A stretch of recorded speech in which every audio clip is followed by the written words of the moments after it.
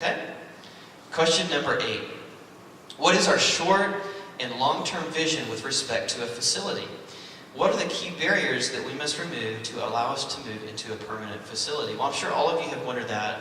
You know, Networks is 2 years old, 2.5 years old, and we've been here at Lee Summit West ever since then. So the question was, what is our vision with respect to facilities? So let's just dream a little bit and look at the screen, and let's just look at what maybe might look like in a few years. And I think that would be kind of a cool building. You know, can you see it? Networks Church on the side there.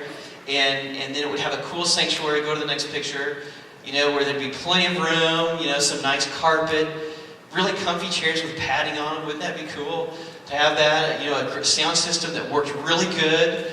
You know, it didn't go out, and we didn't have to move it back and forth, and we could actually, you know, put acoustical sound on there so everything was right.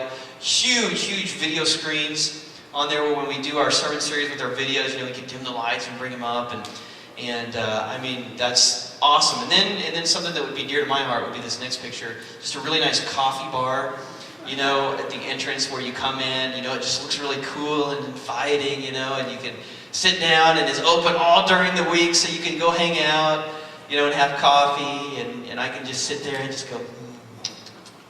Anyway, okay, and then there's a place where you can hang out with your friends.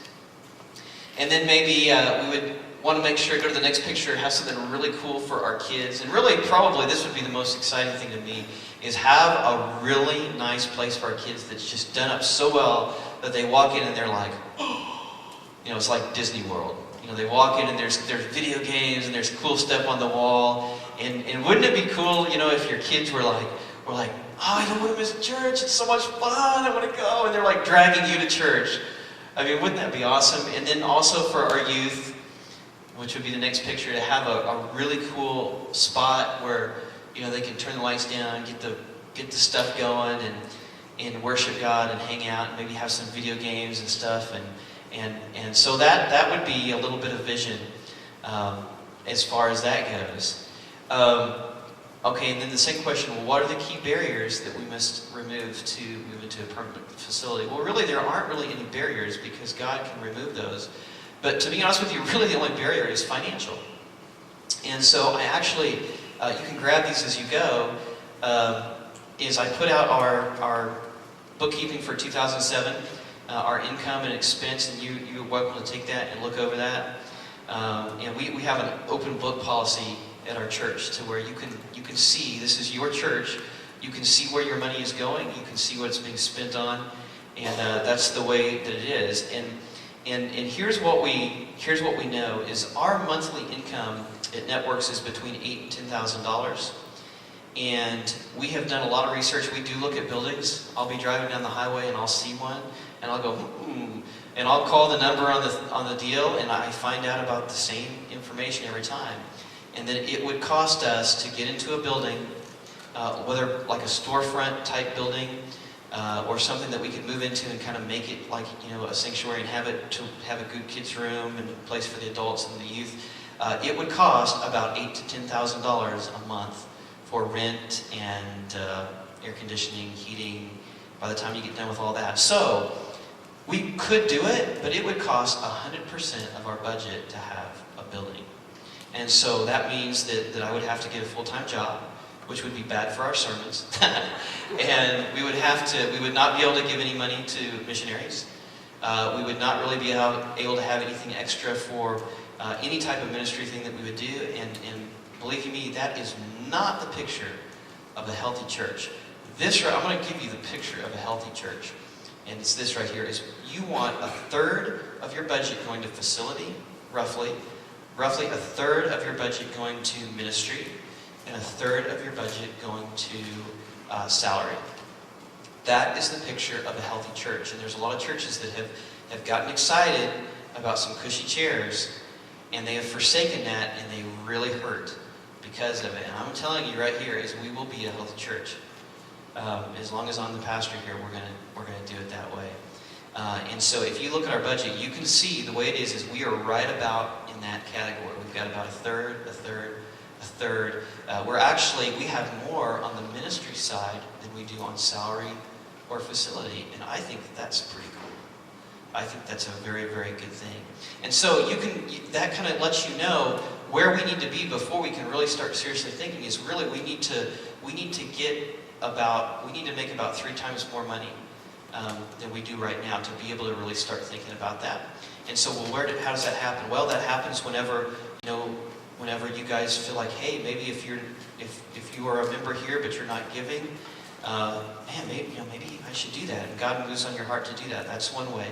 Also, another way is by sacrificial giving. Another way is by growth, obviously.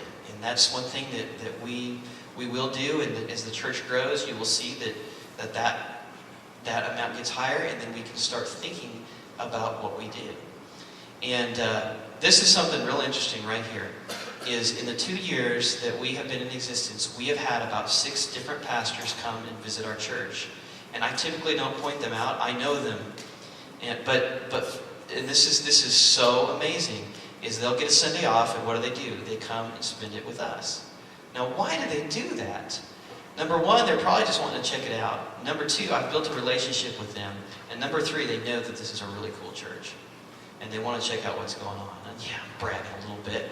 Bragging on you guys, but it's true. And they come here, and they sit here, and they check it out. And here's what they almost all tell me. They tell me 3 things. Number 1, they'll go, Andrew, this is a cool setup. They like our facility. Number 2, they'll say, man, you've got a great worship leader and a great worship team. And number 3, they'll say, Andrew, don't get the church in debt. Because some of those guys that come and visit have done it before, and they have realized that it wasn't what it seemed at the front end of it. Okay? So I guess to answer this question, yeah, we've got some vision for it. It's going to happen. And it could happen like that. It could happen tomorrow. There's a lot of ways that it could happen. But for right now, we want to keep things as healthy as possible. And so that kind of gives you a little bit of an idea of where we're at as far as that goes. Now, it's a little bit harder to do this because we pull everything off the trailer and pull it up, and it takes people to do that. And all the people that it takes to make this church happen, man, I appreciate them so much. I mean, it would not happen. And like this morning, we very seldom have this happen. We had some major, major issues with our sound equipment this morning. The guys were doing a phenomenal job just throwing stuff together, and they made it work somehow. But one of the reasons why that happens is because we're constantly moving it back and forth, back and forth. It was not really made to do that, and that makes it a little bit tough. But I tell you what, this is what I believe. I believe that whatever it takes, we do it.